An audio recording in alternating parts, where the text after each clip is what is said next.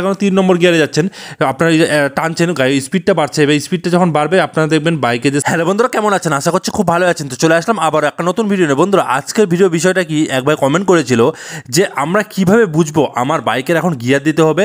মানে আমরা এখন বাইকটা নিয়ে যাচ্ছি, এবার যেতে যেতে কী হচ্ছে যে আমার বাইকে গিয়ার লাগবে, সেটা আমরা যারা নতুন আছি তা আমরা তো বুঝতে পারি না যে আমাদের গিয়ার কখন দিতে হবে। তো এটাই এই ভিডিওতে বলবো যে আপনারা কীভাবে বুঝতে পারবেন আপনার বাইকে এখন গিয়ার দিতে হবে।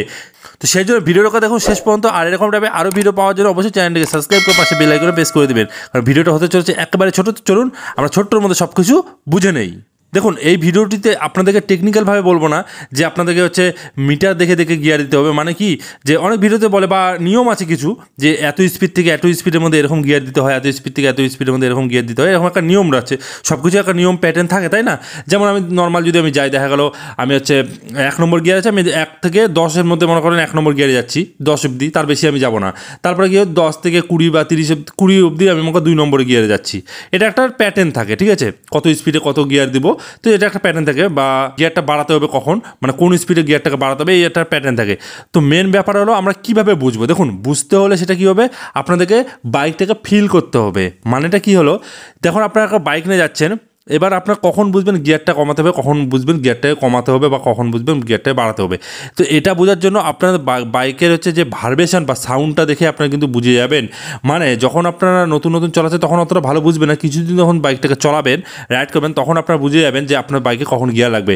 যখন দেখা গেল 3 নম্বর গিয়ারে যাচ্ছেন, আপনারা টানছেন, গাড়ির স্পিডটা বাড়ছে। এবার স্পিডটা যখন বাড়বে আপনারা দেখবেন বাইকে যে সাউন্ড আছে, সাউন্ডটা আপনাদের একটু অন্যরকম মনে হবে।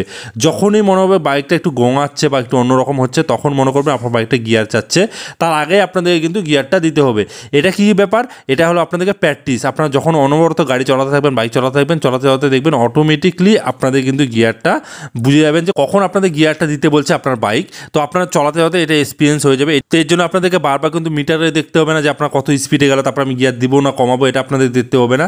আপনার অটোমেটিক গাড়ির গিয়ারে কিন্তু বুঝে যাবেন, মানে সাউন্ডেই আপনারা বুঝে যাবেন যে আপনার বাইকটা গিয়ার চাচ্ছে না কি যাচ্ছে। এছাড়াও যে বাইকে গিয়ার কমাবেন কখন, দেখুন আপনার বাইকে গিয়ারও বুঝতে পেরে যাবেন যে আপনার বাইকটা এখন কমাতে হবে।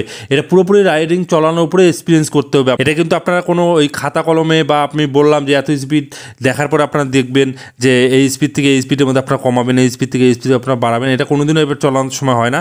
যখন রোডে চলবেন তখন কিন্তু সম্পূর্ণ আলাদা, সম্পূর্ণ আপনাদের এক্সপিরিয়েন্সের উপরে চলবে। আর তখনই আপনি গিয়ারটাকে কমাবেন বা বাড়াবেন, আপনাদের অটোমেটিক বাইকের সাউন্ডেই আপনারা বুঝে যাবেন যে গিয়ার এখন বাইকটা চাচ্ছে।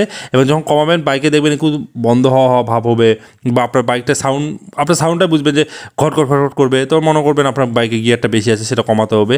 তো এটা এক কথাই, আপনারা যখন বাইক নিয়ে অনবরত রাইডিং করবেন, মোটামুটি চালানো শিখে যাবেন, তখন অটোমেটিকলি আপনাদেরকে মনে করতে হবে না যে এখন গিয়ার দিতে হবে। অটোমেটিক আপনার পার চলে যাবে সেখানে গিয়ারের মধ্যে, অটোমেটিক আপনাদের হবে। কখন হবে আপনারা নিজে বুঝতে পারবেন না।